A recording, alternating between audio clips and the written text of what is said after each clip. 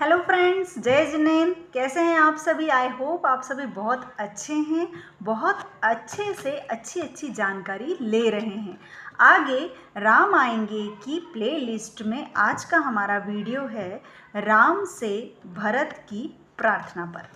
कैकेयी, भरत और मंत्रीगण रामचंद्र जी के मार्ग पर शीघ्रतापूर्वक बढ़े चले और 6 दिन में ही वे रामत्रय से जा मिले। उन्होंने दूर से राम, लक्ष्मण और सीता जी को एक वृक्ष के नीचे बैठे देखा। अभी तक हमने देखा कि कैकेयी माता को किस प्रकार पश्चाताप हुआ अपना वर मांगने के बाद, और वे भरत जी के साथ पहुंची राम जी के पास। उन पर दृष्टि पड़ते ही कैकेयी रथ से नीचे उतरी और हे वत्स करती हुई रामचंद्र जी के पास पहुंची। रामचंद्र जी, लक्ष्मण जी और सीता जी ने उन्हें प्रणाम किया। कैकेयी उनका मस्तक चूमती हुई गदगद स्वर से शुभाशीष देने लगी। भरत ने रामचंद्र के चरणों में प्रणाम किया और भावावेश में मूर्छित हो गया। रामचंद्र जी ने भरत को उठाया, छाती से लगाया, समझाया और सावधान किया। भरत जी भाव विभोर होकर कहने लगे, बंधुवर, आप मुझे अविनीत, द्रोही एवं विरोधी के समान छोड़कर वन में आए। मैंने आपका क्या अपराध किया था? माता की भूल का दंड मुझे क्यों दिया आपने? क्या मैं राज्यार्थी हूँ? मैंने तो पिताश्री के साथ प्रवर्जित होने की अपनी इच्छा पहले ही स्पष्ट बतला दी थी। अब आप अयोध्या में पधार कर राज्यभार संभालो। बंधुवर लक्ष्मण जी आपके मंत्री हूँ, मैं प्रतिहारी, और भाई शत्रुघ्न आप पर छत्र लिए रहे। यदि आप मेरी यह प्रार्थना स्वीकार नहीं करें तो मुझे भी अपने साथ रख ले। मैं अब आपका साथ नहीं छोड़ सकता। कैकेयी ने कहा, वत्स, अपने छोटे भाई की यह याचना पूर्ण करो। तुम तो सदैव वत्सल रहे हो। तुम्हारे पिताजी और यह छोटा भाई सर्वथा निर्दोष है। दोष एकमात्र मेरा ही है। स्त्री सुलभ तुच्छ बुद्धि कुबुद्धि के कारण मुझसे यह भूल हुई है। मेरी दुर्बुद्धि ने ही यह दुखद स्थिति उत्पन्न की है।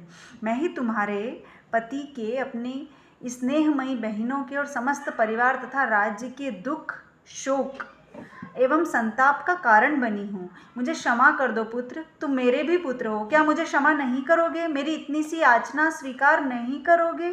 कैकेयी की वाणी अवरुद्ध हो गई। उसकी आंखों से आंसू झर रहे थे। रामचंद्र जी ने कहा, माता, मैं महाराज दशरथ जी का पुत्र होकर अपनी प्रतिज्ञा को भंग करूं? यह नितांत अनुचित है। पिताश्री ने भरत को राज्य दिया और मैंने उसमें अपनी पूर्ण सहमति देकर भरत को अयोध्यापति मान लिया। अब इससे पलटना मेरे लिए असंभव है। माता, तुम्हारा कोई दोष नहीं।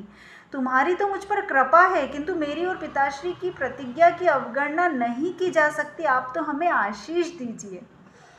भाई, तुम क्या पिताजी को और मुझे प्रतिज्ञा भ्रष्ट करना चाहते हो? जिसकी प्रतिज्ञा का पालन नहीं हो, उस मनुष्य का मूल्य ही क्या रहता है? तुम्हें हमारे वचन का निर्वाह करने में सहायक बनना चाहिए।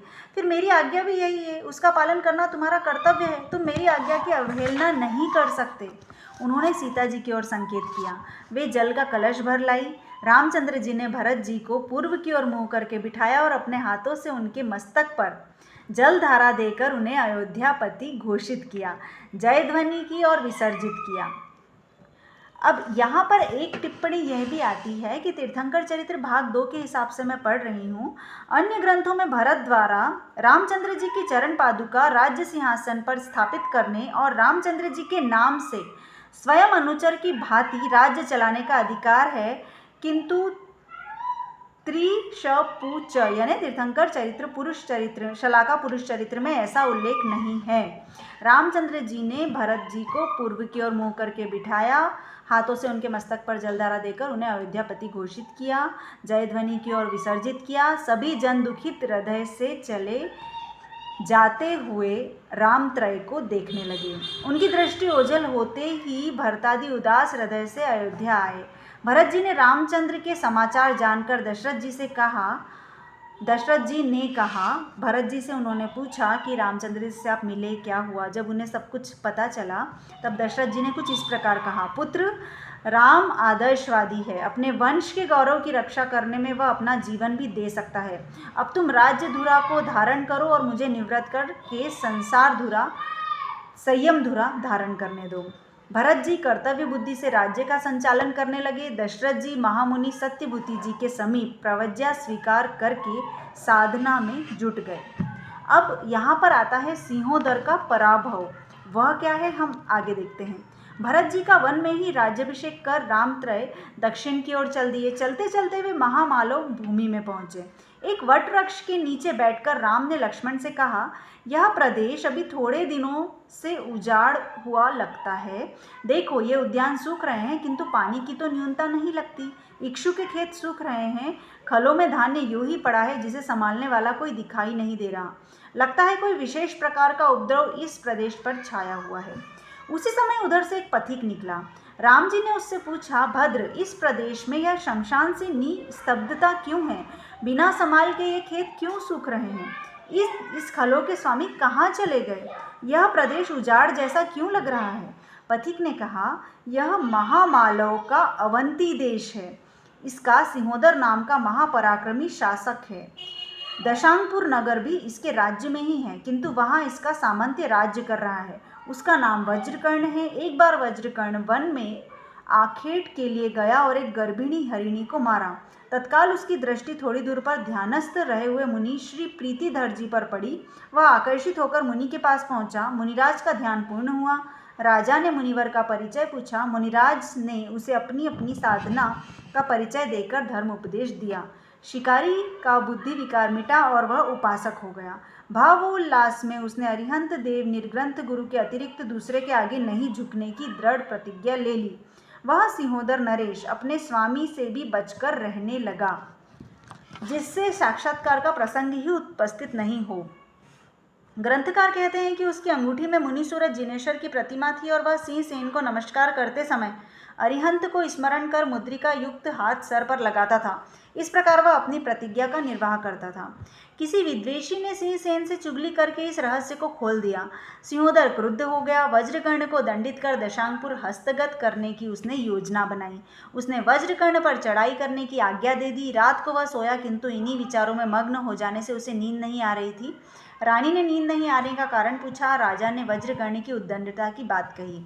एक मनुष्य ने वज्रकर्ण को सूचना दी, सिंहोदर आप पर चढ़ाई करके आने ही वाला है, सावधान हो जाइए। राजा ने पूछा, तुम्हें कैसे मालूम हुआ? उसने अपना वृत्तांत सुनाया। मैं कुंदरपुर के समुद्र संगम नामक व्यापारी श्रावक का विदंगम नाम का पुत्र हूँ। मैं व्यापारार्थ उज्जैनी नगरी में गया था। वहाँ की अनिंद्य सुंदरी वारांगना कामलता पर मैं मुग्ध हो गया। उसके मुंह में फंसकर मैंने अपना सारा धन लुटा दिया। कामलता ने मुझसे महारानी के कानों की कुंडल जोड़ मांगी। मैं चुरा कर लाने के लिए राजभवन में गया। राजा को नींद नहीं आ रही थी। रानी द्वारा कारण पूछने पर उसने आपके नहीं झुकने और चढ़ाई करके जाने की बात बताई। वह बात मैं वहाँ छुपा हुआ सुन रहा था। आपको सारधर्मी जानकर सावधान करने की भावना से मैं आपको सूचना देने आया हूँ। अब वज्रकर्ण सावधान हो गया। उसने धान्य, घास, पानी आदि आवश्यक वस्तुओं का संग्रह करके दुर्ग के द्वार बंद करवा दिए। सिंहोदर सेना लेकर आया और दशांगपुर के घेरा डालकर बैठ गया। वज्रकर्ण ने सिंहोदर से कहलाया कि मेरे मन में आपके प्रति विपरीत भाव नहीं है। मैं केवल देवगुरु को ही वंदनीय मानता हूँ। इसी दृष्टि से मैंने प्रतिज्ञा की है। यदि आपको मेरी प्रतिज्ञा उचित नहीं लगे तो मैं राज्य अधिकार छोड़कर अन्यत्र जाने को भी तैयार हूँ। अब आप ही उचित मार्ग निकालें। सिंहोदर इस निवेदन से भी प्रसन्न नहीं हुआ। वह धर्म के प्रति आदर वाला नहीं था। उसके घेरा डालते ही वहाँ की सारी व्यवस्था बिगड़ गई। प्रजा में भय, त्रास एवं अस्थिरता बढ़ी। सेना के दुर्व्यवहार से लोग अपने गांव, घर, खेत, बाग, उद्यान और खल आदि छोड़कर दूर प्रदेश में भाग गए। यही कारण था कि वह शमशान भूमि सी लग रही थी। इसी से शून्यता छा रही है। मैं भी उसी प्रकार भागा हुआ हूँ। आग लग जाने से कुछ घर जल गए। मेरी पत्नी ने धनवानों के शून्य घरों में से चोरी करने के लिए मुझे भेजा, सो मैं यहाँ आया हूँ। सब भाग्य से आपके दर्शन हुए। अब पथिक की बात सुनकर रामचंद्र जी ने उसे स्वर्ण दूध देकर संतुष्ट किया और स्वयं दशांगपुर आए। राम की आज्ञा से लक्ष्मण जी दशांगपुर में प्रवेश करके वज्रकर्ण के पास पहुँचे। वज्रकर्ण श्री लक्ष्मण जी को देखकर प्रभावित हुआ। उसने सोचा, इस भव्य आकृति में अवश्य ही एक महान आत्मा है।